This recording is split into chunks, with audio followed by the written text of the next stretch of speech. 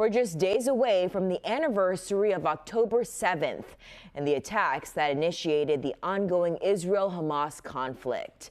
Groups on both sides have held many demonstrations scheduled to mark that anniversary.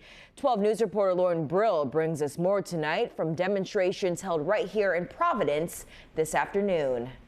Sheena, the rallies today are just one of many demonstrations we've seen over the past year, showing support for both sides in the conflict over in the Middle East. As we approach the one-year anniversary of the beginning of the war in the Middle East, the support for both Israel and Palestine continues. Across Providence, we are united in fighting for divestment and Palestinian liberation.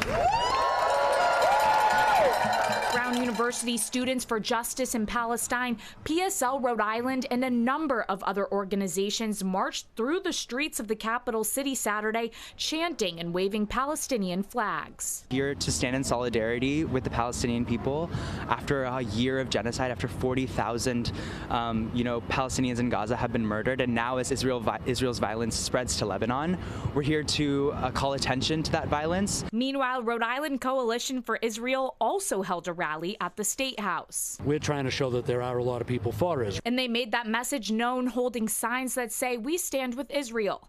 Ken Schneider is a board member of this organization. He says a year later, the emotions surrounding October 7th are still raw, especially with the recent missile attack on Israel by Iran. A horrible time.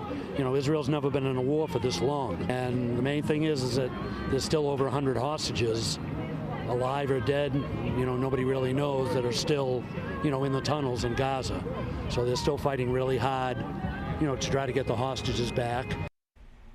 Now, as you can see, there was a large Providence and state police presence this afternoon. A spokesperson for Providence Police tells me this is protocol during a public demonstration like this. Live in studio, Lauren Brill, 12 News.